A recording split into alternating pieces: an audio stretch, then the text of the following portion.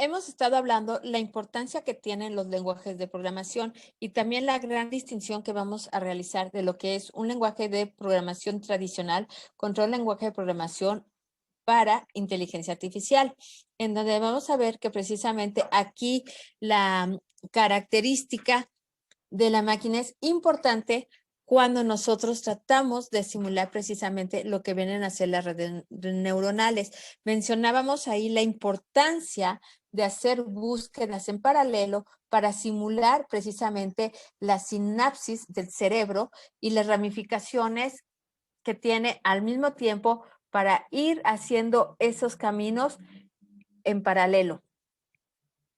Vemos también como característica importante que cuando nosotros hablamos de lenguajes de programación, de la inteligencia artificial, estos no van a hacer referencia al nivel máquina y por lo mismo no vamos a tener efectos, en este caso, colaterales. Un programa escrito dentro de lenguajes para inteligencia artificial, mencionábamos que íbamos a usar los lenguajes declarativos, precisamente porque permiten el nacimiento de los algoritmos propios para la inteligencia artificial. Mencionábamos y veíamos la gran diferencia de lo que son los algoritmos, las estructuras de datos, las metodologías y las búsquedas para lo que es inteligencia artificial contra la programación tradicional. Y bueno, los lenguajes propios para inteligencia artificial pueden ser Prolog, de donde precisamente nace el Programming in Logic, y nosotros, con la unión de las dos palabras, generamos el nombre de lo que viene a ser Prolog. ¿Por qué nosotros vamos a usar Prolog? Mencionábamos que es un software de Common Sense que precisamente es una comunidad abierta que se va actualizando mucho y también por eso nos ofrece muchas ventajas. Hay otros lenguajes como pueden ser Lisp, Haskell, entre otros. ¿Qué vamos a hacer nosotros con inteligencia artificial? Pues bueno, vamos a estar trabajando con lenguajes en base a reglas y esas reglas mencionamos la importancia de la lógica porque tenemos que tener lo que era una sintaxis más aparte una semántica. Estos tipos de lenguajes se van a ejecutar a través de acciones. ¿Qué quiere decir? Que si es correcta la sintaxis y es correcta la semántica, yo voy a tener la condición y entonces voy a ejecutar esa acción. Buenas noches, Alex, bienvenido.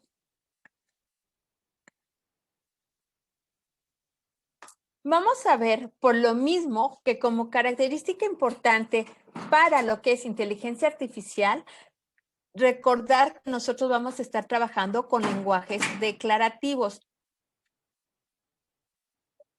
Te vuelvo a compartir la liga de donde puedes bajar el material.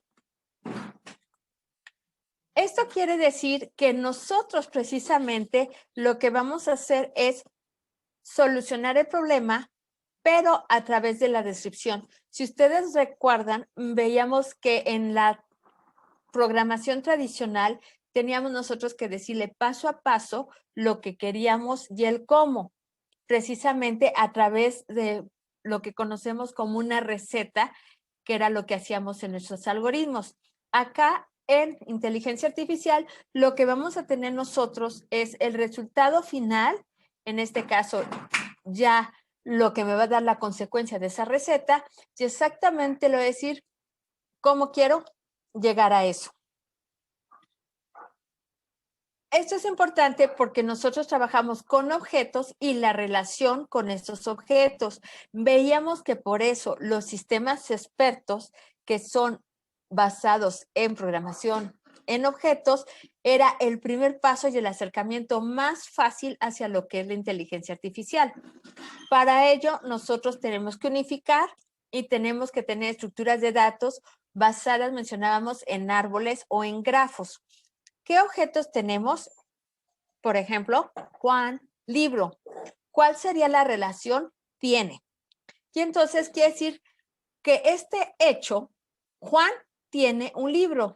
Y cuando yo lo corra en mi base de conocimientos, dentro de lo que viene a ser Prolog, pues me va a decir que conocimiento es verdadero, existe. porque estamos teniendo el objeto, que en este caso es Juan y libro, y la relación es tiene. Y es muy importante aquí sí el orden, porque Juan tiene un libro, entonces tiene que tener ese orden y a esto se refiere cuando nosotros hablamos de la semántica y de la sintaxis, esas reglas y ese orden lógico que tiene que tener para poder ser interpretado.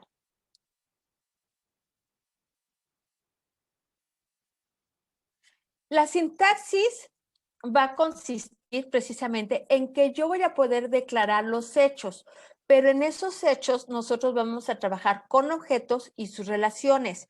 Si yo hago preguntas sobre el objeto y su relación, vamos a tener reglas que se van a estar cumpliendo. Recuerden que mencionábamos que precisamente por ser inteligencia artificial, cuando nosotros ejecutamos algo en Prolog, tenemos 3 tipos de resultados solamente: verdadero, falso o el conocimiento en sí. Y el conocimiento lo extrae precisamente de la base de conocimiento. Entonces, si yo defino algunas reglas bajo ese objeto con sus respectivas relaciones, tendría los siguientes ejemplos. Objetos van a ser Juan, María, cocido y vino. Las relaciones va a ir la relación y después el objeto. Entonces, recuerden que también aquí los estamos en los objetos escribiendo con la primera letra mayúscula, pero cuando yo lo pongo dentro de la base de conocimientos y dentro del compilador de Prolog, tiene que ir con minúscula porque son objetos. Si no, me los identificaría como una variable, entonces todo cambiaría. Entonces, cuando yo construyo el hecho, mi lógica de predicado sería: a Juan le gusta el cocido, a Juan le gusta el vino, a María le gusta el vino. ¿Cómo queda ya el hecho para que lo pueda ejecutar Prolog y lo pueda entender? Le gusta a, y yo estoy usando entre las palabras el guión bajo, porque recuerden que tiene que ser la cadena una sola, la relación, no puede haber espacios, habría ahí un error de sintaxis. Entonces, le gusta a, y ahora sí abro para poner los objetos Juan, cocido. Y como me lo interpretaría, sería: a Juan le gusta el cocido, a Juan le gusta el vino y a María le gusta el vino. Y así tal cual, como estoy yo marcando estos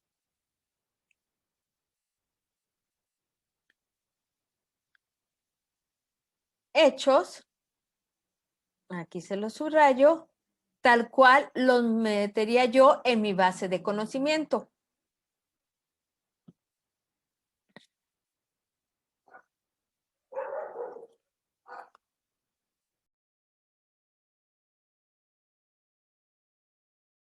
¿Hasta aquí preguntas o dudas?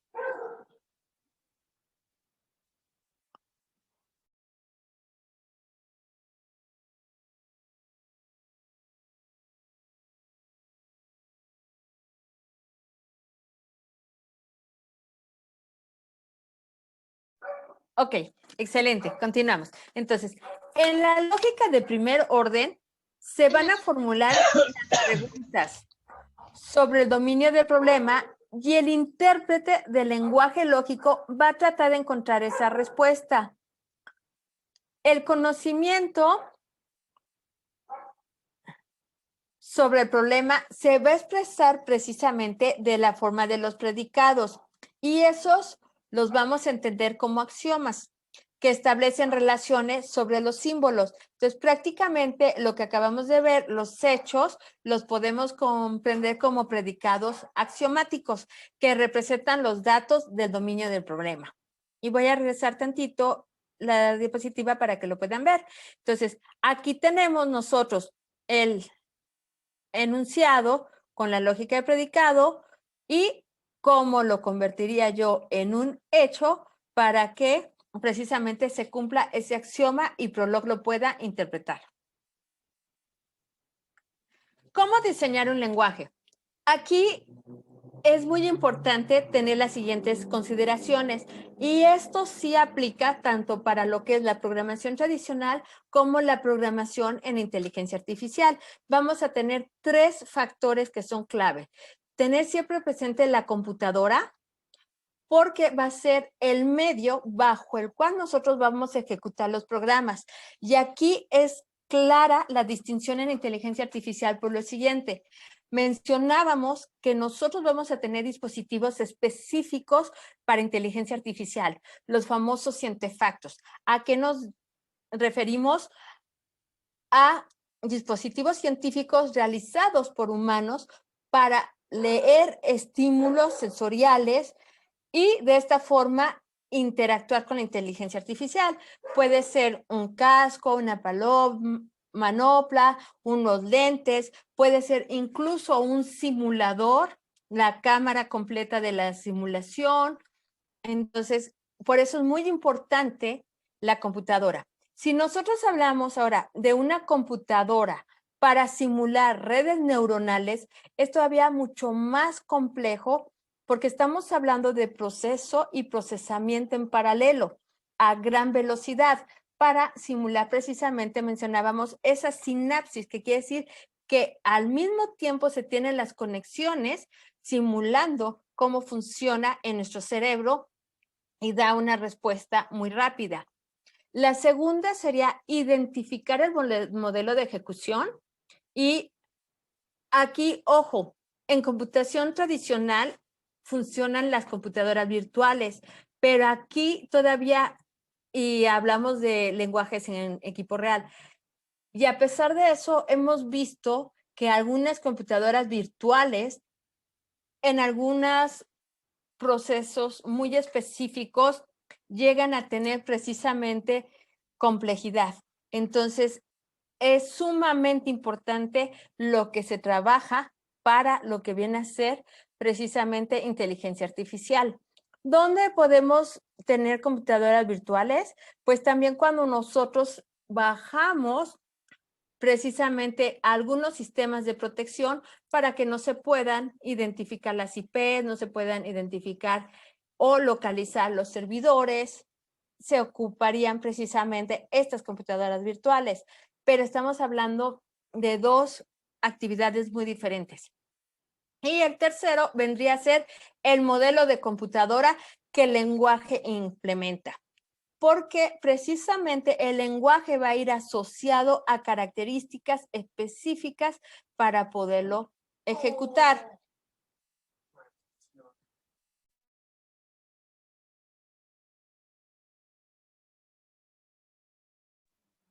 ¿Qué elementos de búsqueda vamos a tener? Bueno, para inteligencia artificial es muy importante contar con lo siguiente: conjuntos de estados. El conjunto de estados vienen a ser todas las configuraciones posibles para que yo pueda resolver ese problema. Y siempre voy a tener un estado inicial, que quiere decir de dónde yo parto. Y ojo, si estamos hablando de búsquedas, puede ser un grafo, puede ser un árbol. Entonces, obviamente quiere decir de dónde yo inicio. Y la consecuencia, a dónde voy a llegar, conocida como estado final o estado terminal, porque ahí es donde se tiene la solución. Y para todo esto yo voy a tener pasos, operadores que precisamente me van a permitir ir de un estado a otro.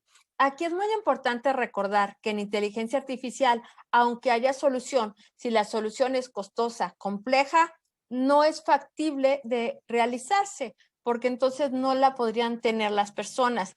Tendría que haber más investigación para poderla implementar.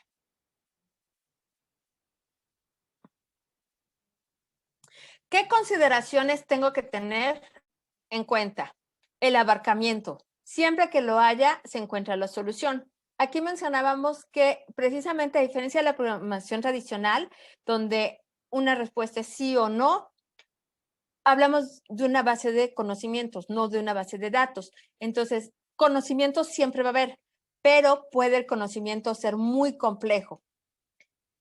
La complejidad temporal, tiempo necesario para encontrar la solución. Ya eso nos precisamente referimos a que puede ser muy complejo, que si demanda muchos recursos, platicábamos, por ejemplo, las computadoras simulando el procesamiento en paralelo, pues sabemos que es sumamente costoso, que es sumamente demandante, tendría que haber todavía más investigación para poderse implementar.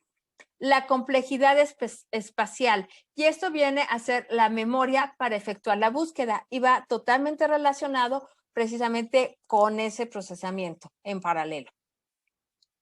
La calidad, si existen varias soluciones, obtendrá el resultado óptimo.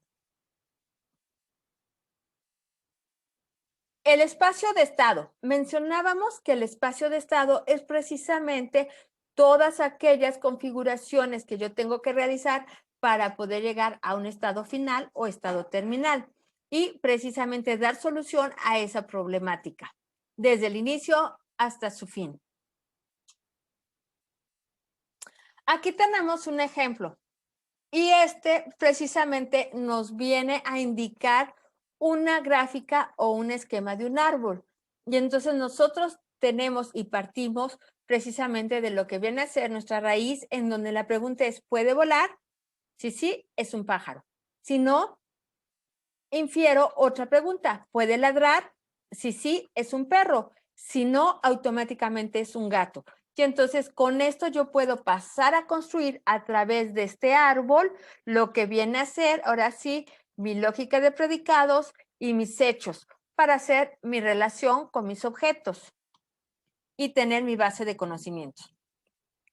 En este otro ejemplo tenemos lo que viene a ser un grafo y vemos que además es un grafo dirigido. ¿Por qué? Precisamente la línea de unión entre los dos nodos trae la flecha en donde nos va a decir de dónde a dónde yo voy y además trae un costo que viene identificado con los números. Recuerden que esos costos pueden ser, más bien son totalmente relacionados al problema y pueden ser tiempos, puede ser dinero, puede ser gasolina. Entonces, dependiendo del problema, es el costo o el peso que se le va a dar precisamente a la unión entre esos diferentes nodos dentro de lo que viene a ser el grafo.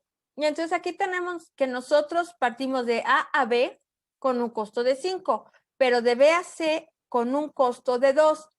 De C no tengo conexión a D, no tengo conexión a E, no tengo conexión a S, pero C sí tiene conexión a G, pero al mismo tiempo yo tengo un que cuesta 4, tengo otra opción.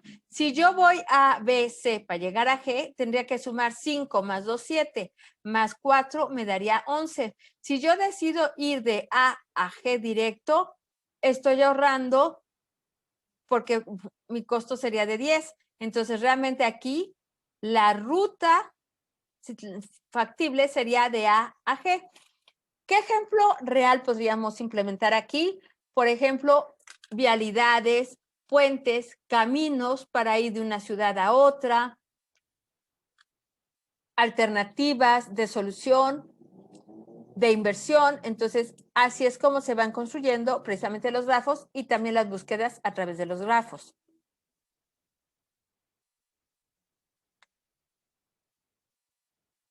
Aquí tenemos otro, pero este grafo es muchísimo más complejo porque estamos viendo que tiene varias entradas, viene dirigido y tenemos la salida. Entonces, este va a ir totalmente relacionado hacia un problema muy específico.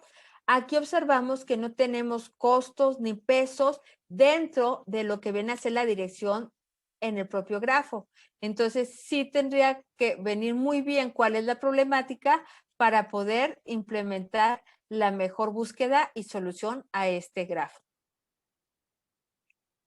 Aquí tenemos, interesante, un árbol y viene a hacer una búsqueda en profundidad. ¿Qué quiere decir?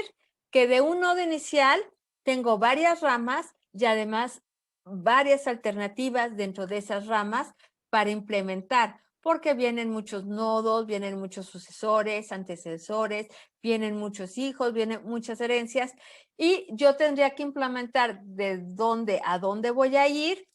También observo que viene dirigido principalmente cuando aquí estoy partiendo de la raíz que es A y estoy buscando como nodo final o terminal a J, por eso viene punteado diferente a los demás nodos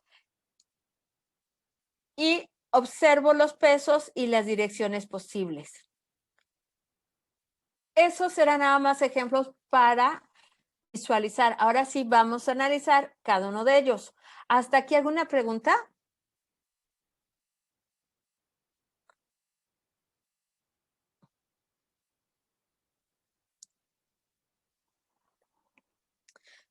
Ok, a los que se acaban de incorporar, les comparto la liga de donde pueden bajar el material de la sesión. Entonces, bueno, cuando nosotros hablamos de una búsqueda en profundidad, como su nombre lo dice, vamos precisamente a partir de la raíz hasta lo más profundo, pero vamos a recorrer todos los niveles. Es muy importante marcar si yo voy a empezar de derecha a izquierda o de izquierda a derecha, porque precisamente en base a eso es como voy a hacer la implementación de mi búsqueda. Si yo decido que mi estado inicial es A y el estado final al que quiero llegar es F, entonces yo puedo decidir si voy a empezar por la derecha o si voy a empezar por la izquierda. Si yo decido empezar teniendo la imagen de frente por la izquierda, iría de A a B y de B tengo que ir al último nivel. En este caso iría a D, tendría que regresar lo que se conoce como un backtracking a B para después ir a E. De E tengo que regresar a B, de B tengo que regresar a y ahora sí puedo ir a la siguiente rama de ese árbol. Y entonces iría de A a C y F. Aquí la gran ventaja es que precisamente como no viene dirigido, no viene delimitado, yo puedo implementar cómo lo voy a hacer.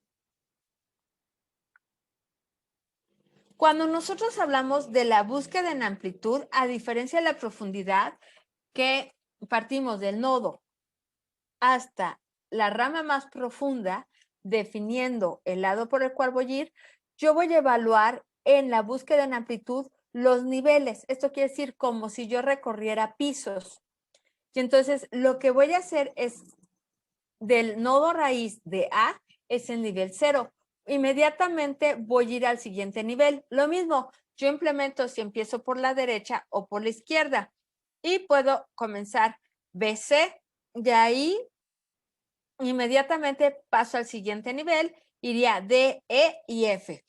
En algunos casos, en la búsqueda en amplitud es mucho más óptima de utilizar precisamente porque hago los barridos por piso, que si yo tuviera que ir hasta la profundidad y regresar y tuviera muchas ramas, sería muy costoso para mí.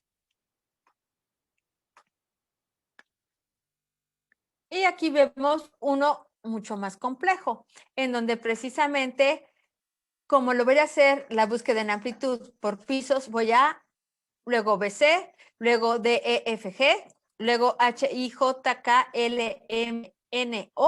y fue muy rápida. Si yo hubiera implementado la búsqueda en profundidad, tendría que partir de A, luego seleccionar si voy a B, de B a D, de D a H, regresar y así sucesivamente, lo cual en este caso no sería óptimo.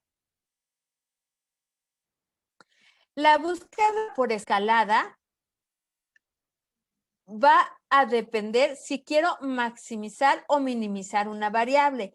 Aquí lo que yo tengo que hacer es construir una tabla y ver todas las posibilidades para precisamente saber si lo que yo estoy buscando es lo más caro o lo más barato.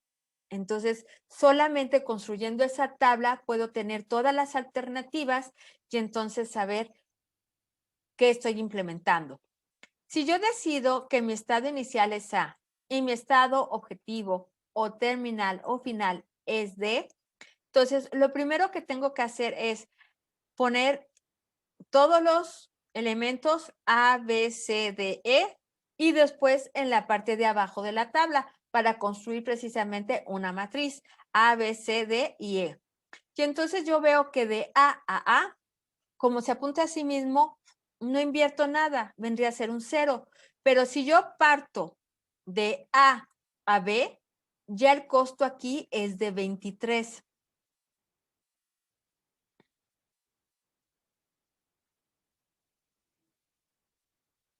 Si yo voy después de B a B, es de 0. ¿Qué es esto? De B, aquí lo voy a marcar tantito, de B a B, pues es 0. Ahora, si yo sigo de A a C, veo que es 18, y aquí está 18, pero si yo quiero tomar de B a C, tengo que sumar 18 más 23 y me da precisamente 41. Y así voy construyendo cada uno de los valores dentro de la tabla para tener toda la construcción completa.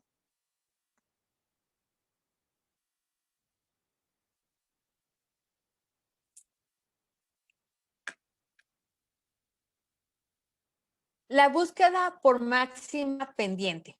Aquí lo que vamos a hacer es precisamente aproximar esa diferencia entre los diferentes, así, sucesores a los que nosotros fuimos evaluando y ver si el nodo final, donde yo termino, se detiene la búsqueda.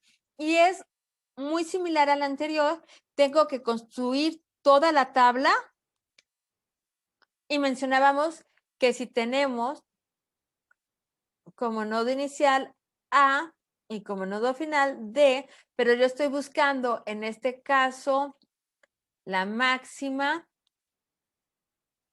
pendiente.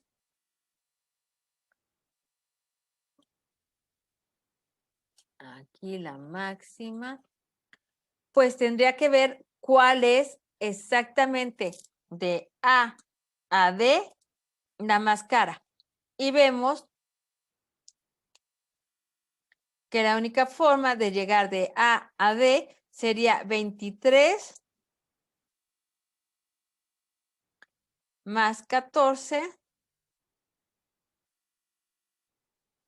y sería con 37. El costo más alto.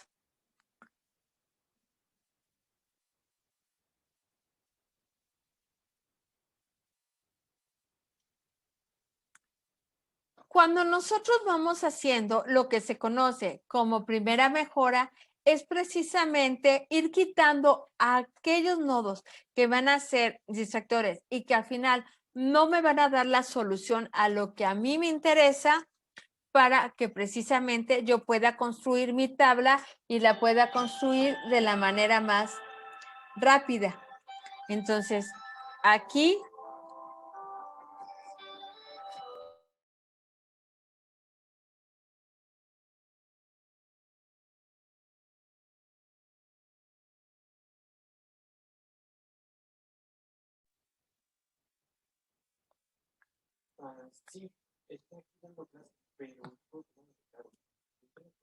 y ahora vamos a ver el ejemplo de lo que viene a ser el viajero.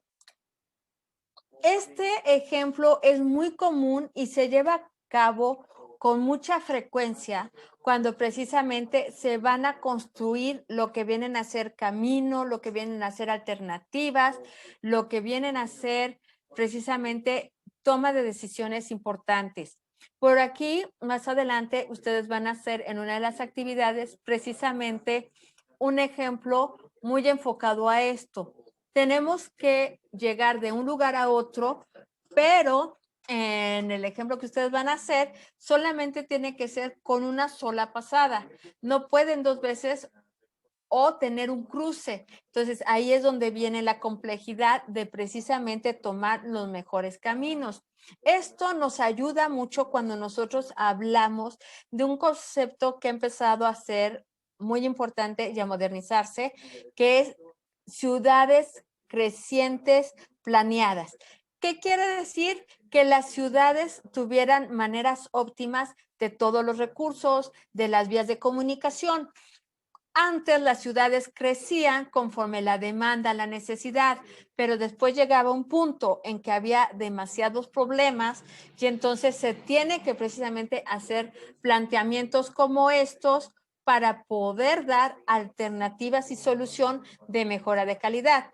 Por eso es que nos basamos mucho en ejemplos como lo vemos aquí con este grafo.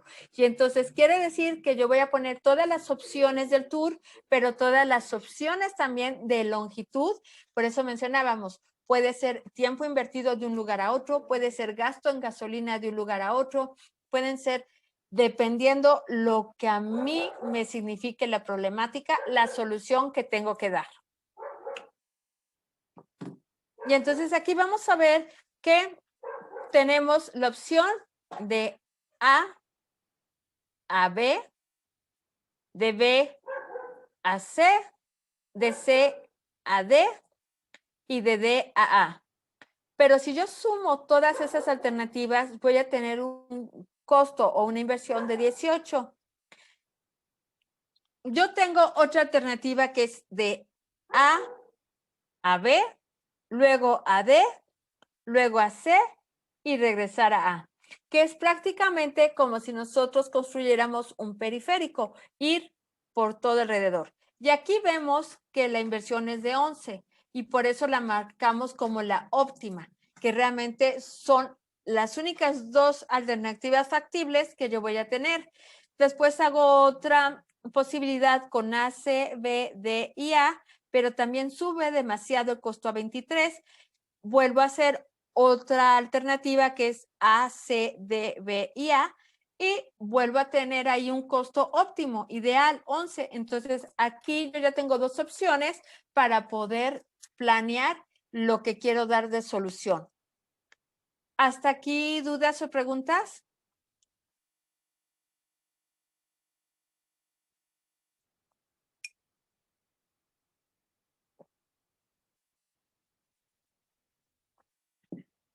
Ok, si ustedes se dan cuenta, realmente cuando nosotros ya implementamos lo que vienen a ser la metodología, los algoritmos y las búsquedas, es muy sencillo comenzar el siguiente paso, que es la programación a inteligencia artificial.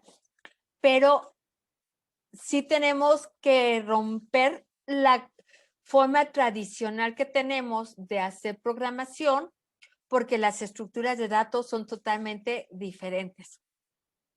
Aquí tenemos un ejemplo a través de árboles y a través precisamente del famoso backtracking, que es que yo pueda regresar al siguiente para después ir al siguiente nivel y tener todas mis soluciones o mis alternativas.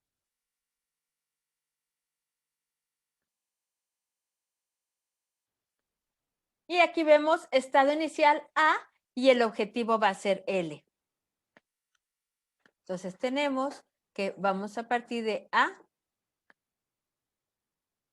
L. Pero aquí yo tengo dos posibilidades. Y la primera sería de A a B. Forzosamente tengo que ir ahí. ¿Por qué? Porque el nodo terminal es X y nodo terminal es C y D. Prácticamente no me sirven para lo que estoy buscando. Mi estado inicial A, mi estado objetivo, final o terminal L. Y mi conjunto de estados, en este caso, la primera sería de A a B. Y ahora sí, a partir de B, yo tengo dos alternativas. La primera sería lo que es E y la segunda lo que es F. Y aquí prácticamente lo que tendría yo que evaluar, si yo decidiera ir de E a J, forzosamente tengo que hacer un backtracking, que es este. Y entonces aquí ya estoy teniendo mucha pérdida de inversión, lo cual ya no es óptimo, porque después tengo acá y tengo que hacer otro backtracking, lo cual obviamente ya no es óptimo, porque hasta la tercera podría localizar a lo que es L. Pero si en este caso, aquí lo separamos, pero realmente nada más hay una L. El otro camino es de B a F y de F a L. Entonces, prácticamente el camino más óptimo sería A, B, F y L. Sería lo más directo y rápido como solución. ¿Cuáles serían mis estados posibles? Pues precisamente estos. Mi conjunto de estados serían todos los que tuve que evaluar, pero obviamente los primeros, estos, los tuve que desechar porque serían sumamente costosos para mí.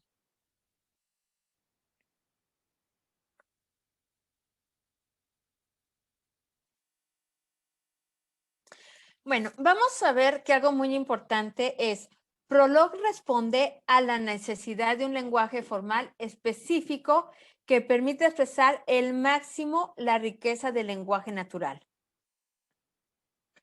3 es un número primo. Aquí, muy importante, mi término va a ser 3 y mi predicado es un número primo.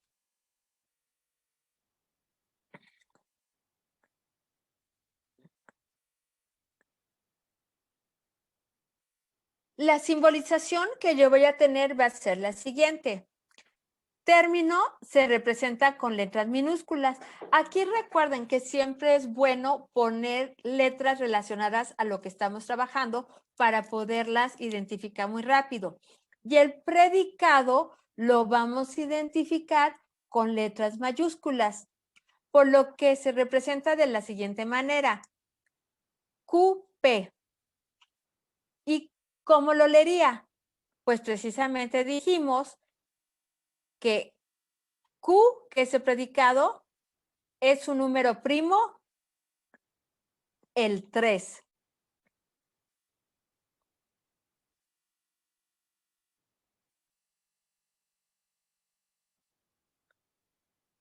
Ejemplo, Carlos juega. Mi término va a ser Carlos y mi predicado juega. La simbolización va a ser JC y se lee juega Carlos. Si ustedes recuerdan, esto sí ya tiene mucha coherencia con lo que vimos al inicio de los hechos, que yo pongo la relación y pongo al objeto.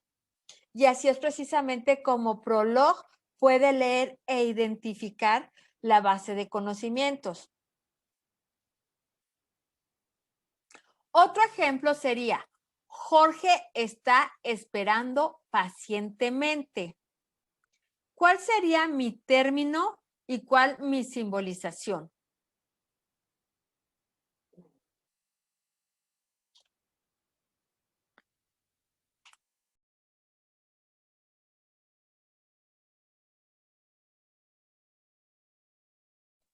Lo pueden contestar por el chat si gustan y lo vamos a estar revisando. Después ya saben que al final vamos a hacer un pequeño ejercicio entre todos. Y bueno, María nos comenta, Jorge sería el término y el predicado esperando pacientemente. ¿Y cuál sería la simbolización?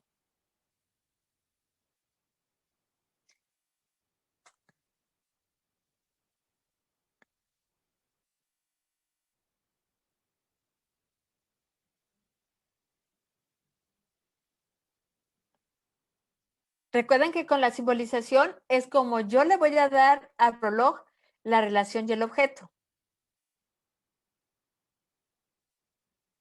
Ok, sería PJ o QJ, claro.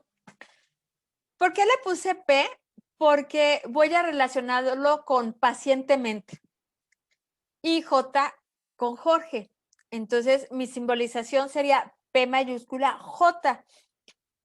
Y entonces sería como yo lo leería, esperando pacientemente Jorge.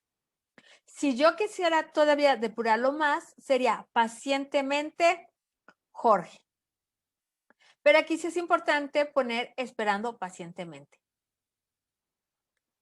El siguiente ejemplo, si Juan es alto, entonces Diana es baja. Si ustedes se dan cuenta, aquí voy a tener casualmente dos términos y dos predicados, porque estoy haciendo una comparación y además voy a tener un conector. ¿Cuál sería mi término y cuál mi predicado? ¿Y cuál mi conector?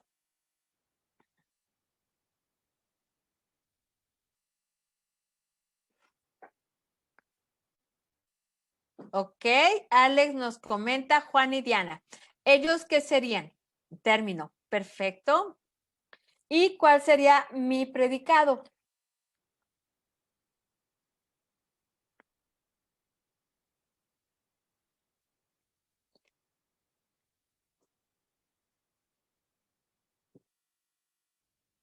¿Ok?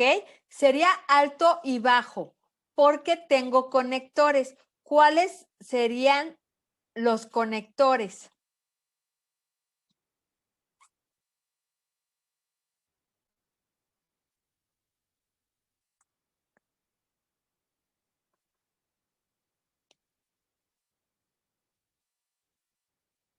¿Ok?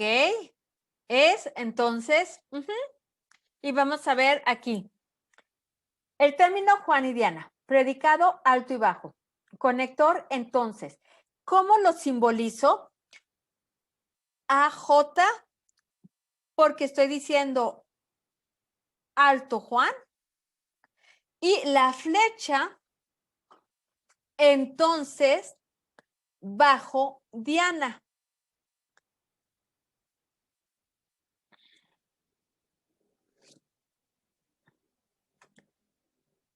Y así es como yo construiría el hecho para que lo interpretara Prolog.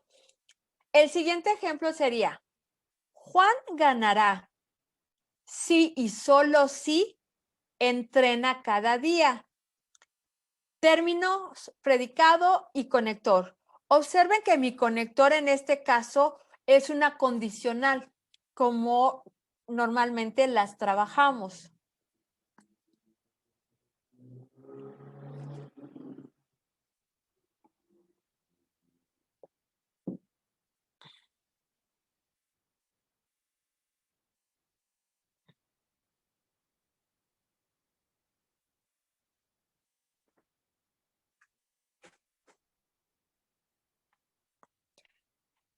¿Ok? Sus términos, Juan. Así es. Su predicado.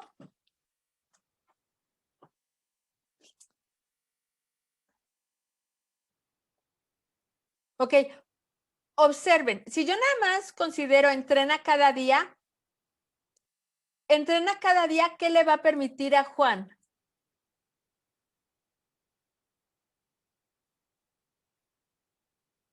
Ganar, exacto. Y la condicional sí y solo sí. Entonces, esto nos quedaría de la siguiente forma.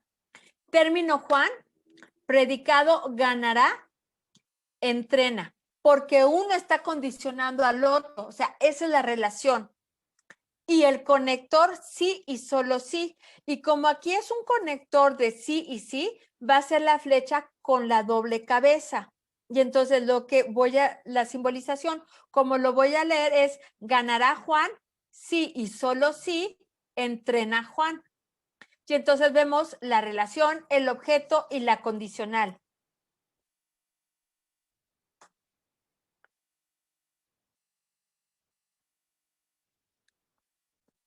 Ejemplo, los números enteros y los fraccionarios son reales.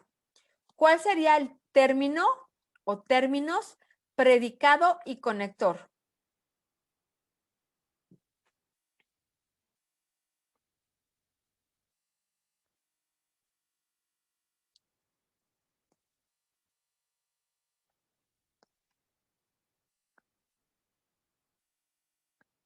Así es, enteros y fraccionarios, el término.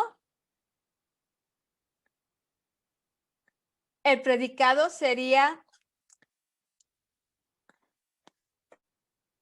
reales y el conector es un y. Como yo lo leería, sería de la siguiente forma con la simbolización: reales enteros y reales fraccionarios, porque da la casualidad que son reales tanto los enteros como los fraccionarios.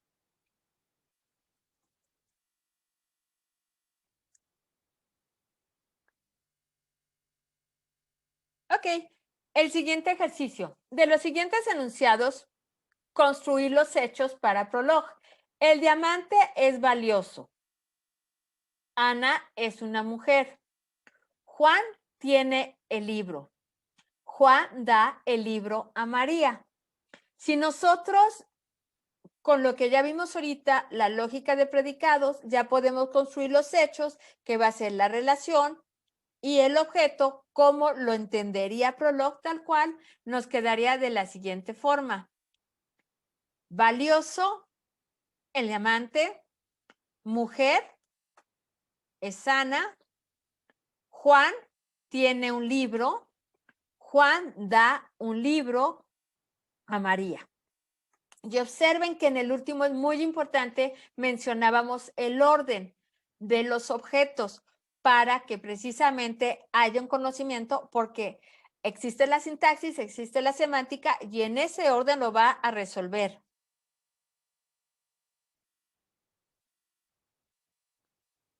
Ok, las preguntas serían las siguientes. ¿Para qué nos sirven los lenguajes declarativos en inteligencia artificial? ¿Qué ventajas tiene realizar una búsqueda en amplitud? ¿Y cuál es la ventaja de descomponer un enunciado en inteligencia artificial? Esta tercera va muy relacionada a los ejemplos que hicimos de las búsquedas, tanto de los árboles como de los grafos. Si nosotros descomponemos, podemos precisamente generar esas tablas, ver lo que no sirve, que son distractores, y solamente quedarnos con lo que sea óptimo para seleccionar la mejor alternativa a ese conocimiento. Les voy a compartir el compilador de Prolog para ver nada más un ejemplo muy sencillo de lo que acabamos de hacer.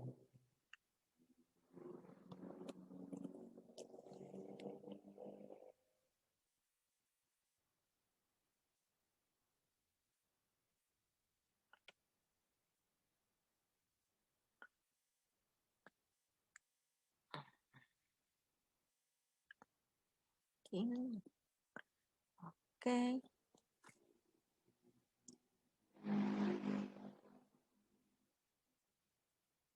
Y bueno, aquí estamos observando, ya ejecuté yo el compilador y viene el bloc de notas. El bloc de notas es donde yo hice la base de conocimientos y precisamente lo que voy ahorita es a ver que la relación con los objetos cumpla todo lo que acabamos nosotros de platicar. Entonces, vemos aquí el primer enunciado con la lógica de predicado que dice, le gusta a, y esa es la relación. Tengo dos objetos, José y María. Recuerden que es muy importante por la sintaxis y la semántica el orden. Entonces, como yo le estaría leyendo en la base de conocimiento, sería que a José le gusta María. A María le gusta el libro, a Juan le gusta el coche y a José le gusta el pescado. Si yo aquí en el compilador, recuerden primero un file console, porque voy a cargar la base de conocimientos. Aquí edito la base de conocimientos. Observen que ya la cargó. Aquí el compilador precisamente lo visualizo en verde y puedo comenzar a partir de ahorita a escribir. Le gusta a José María. Y la respuesta es true, es correcto, es verdadero, porque sí, a José le gusta María. Pero si yo lo preguntara al revés, no es un conocimiento, no es un dato. Entonces, obviamente, la respuesta sería negativa, sería falso. Y vemos que efectivamente cumple con lo que estamos viendo. Si yo quisiera extraer el conocimiento, lo que voy a hacer es lo siguiente: le gusta a, y voy a poner una variable precisamente para identificar el conocimiento de los objetos. En este caso A, B, ahí, y punto. Entonces, lo que me va a dar es: a José le gusta María. Es correcto, pero mi base de conocimientos tiene varios enunciados. Lo que voy a hacer es darle punto y coma y me va a dar que a María le gusta el libro, pero yo todavía tengo una base de conocimientos con más información. Le doy el punto y coma y me va a decir que a Juan le gusta el coche. Le voy a dar el punto y coma y me va a decir que a José le gusta el pescado, y de hecho ya terminó ahí mi base de conocimientos. Entonces, efectivamente se cumple todo lo que hemos estado ahorita platicando. Recuerden que para salirme le doy un halt, punto, y prácticamente termino el compilador.